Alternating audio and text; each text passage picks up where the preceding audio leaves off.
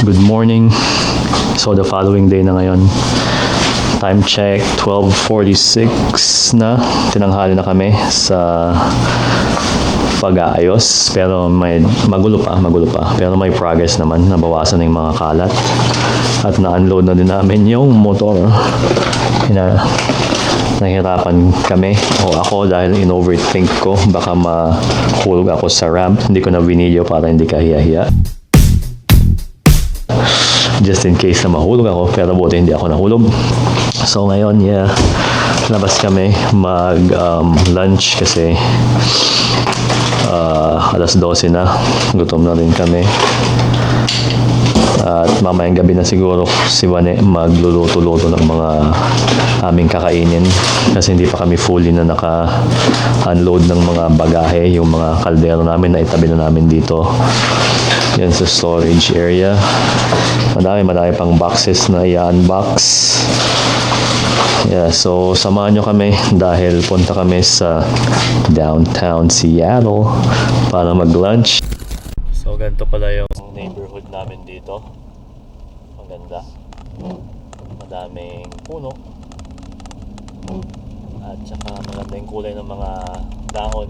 Stop sign. Turn right onto 129th Place South. So ngayon nag-maps ako kasi hindi ko naman kabisado talaga dito. 192nd Street. At saka yung unang nagmaneho ako dito sa Seattle noon is illegal. wala pa akong driver's license noon. Ay, tanga mo!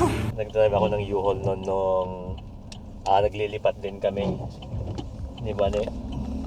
Illegal. So ngayon on the way kami sa Baitong, which is Thai restaurant dito. Nakainan na din namin siya dati. Masarap. Kaya babalikan namin kasi it's been 5 years. 5 years after bago na naman na yung makain doon. Ito ang tarik ng kalsada. Pero feel namin dito kasi at home kami dito sa Washington. Kaya nakakamiss dito, grabe. Kahapon nga nung nasa freeway ba? Freeway or highway papunta dito. Nung nakita na namin yung mga puno na parang shit, nandito talaga tayo after 5 years. Tapos naluluha-luha pa kami. Yan, umiiyak kahapon. Wala kasi sobrang saya. Parang sobrang full ng heart namin. Naiyak na naman ako.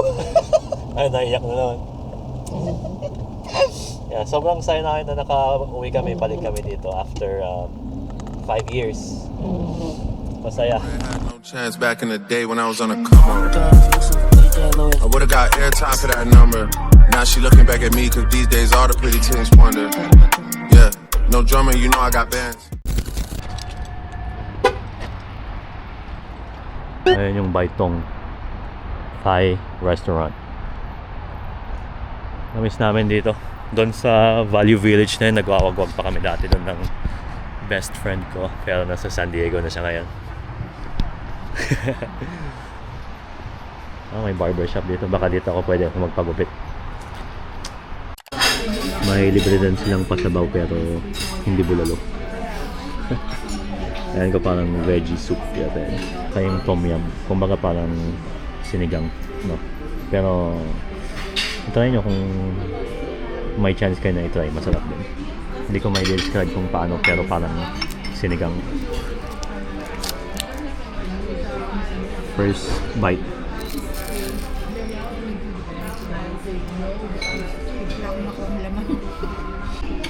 Ito na yung fried rice namin. At saka yung manok. Kain na.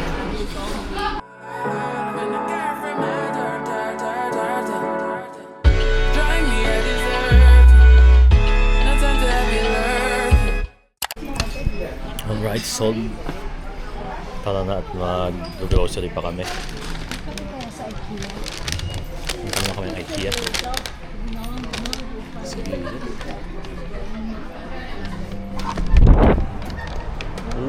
Hangin nun ah.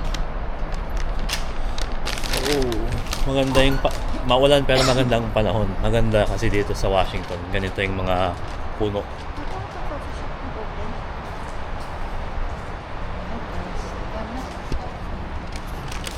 So tara pala sa IKEA muna. No, it's IKEA. IKEA? Ano ba talaga? IKEA o IKEA? Kasi may nagpanood kaming video, IKEA daw. IKEA. So we'll see. Tingnan natin kung anong totoong pag-pronounce. Ang goal namin ngayon, bibili kami ng yung ano naman, island. Ano bang tawag doon? Kitchen island. Yung kitchen island na Sofa or yun, yung kitchen island tsaka couch at tsaka mga ibang kagamitan sa apartment kasi may kulang kaming mga gamit na kakailanganin namin. Maraming magagandang display kaso sobrang daming pagpipilian kaya tingnan ko lang muna dito sa screen. Tingnan ko kung baka mas madaling makapili dito. So may potential na kaming bibilihin. Tinitingnan pa lang namin. Ito. Yan, maganda din yung kulay niya. Para hindi gaanong madaling madumihan. Or kaya ito, yung nasa taas na to. Titingnan din namin kung may iba pang kulay. Kasi mas mura ito ng 600. Ito maganda rin to. 1,300 o 1,349. Pero tingnan tayo kung may iba pang kulay din. Marami kasing pagpilian. So baka ito na kukunin namin dahil malalabhan pa yung takip. Ayan o. Pag madumi na, pwede mong labhan lang kaysa pag bumili kami nung iba. Hindi niya mo pwedeng labahan pag madumi na. Ganito sana kaso 600 yung difference nito sa brown sa dito kasi meron tong storage area or storage. So baka yun ang pipiliin namin. Maganda kasi natatanggal yung mga cover para malabhan, diba? Kaya baka i-check namin muna yun. So tingin-tingin muna tayo ng mga inspiration kung paano natin i-set up yung apartment. Parang sobrang yaman na to Pero maganda yung itsura. Maganda nitong couch na to. Kasi hindi yata malalabahan yan. So nandito na kami sa TV stand na section. Ang ina-eye namin is ito. Simple lang. Pero mura. Maganda. Puti. Yan ang kukunin namin siguro. Pero yeah, baka yan na kasi pinicture na namin May gray din naman sila. Pero hindi magandang combination dun sa apartment namin kaya yun lang yung puti. Ngayon titimon tayo ng lalagyan ng sapatos. Yan din natin bibilin to kasi pangit. So nakapili na kami kung anong kukunin naming couch kaya pipick upin na namin. Punta tayo sa aisle 32 doon sa dulo. So yung magaganda nung sa ganyan na ito, yung emerald. yeah, maganda yung pagka deep green niya. So nakuha na namin tong couch with the cover. Kinailangan namin ng extra help sa staff nila dito. Puno ng aming cart pero may kailangan pa kaming pick upin na dalawa pa.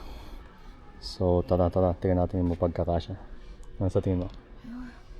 Akala ko mura, hindi pala. Yung total pala niyan is yun. Okay. Mura pa rin. Napapamu.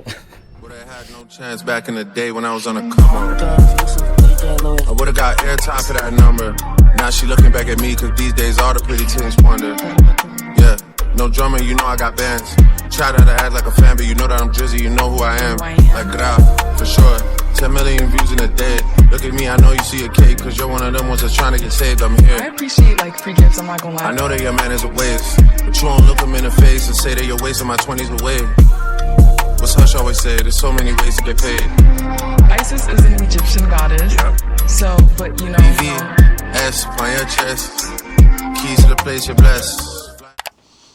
Dumating na kami dito sa apartment. Na i-unload na namin off the truck yung mga boxes. So ipapasok lang namin. Kaya hindi ko mabubuo ngayon. O baka pag mabubuo ko, papakita ko lang sa kinaumagahan.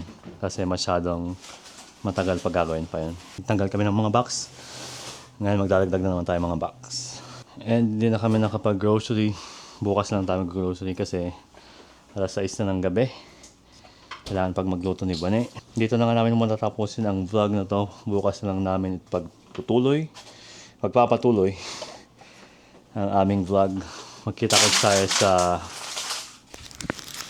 Seafood City bukas. At maraming salamat. Peace.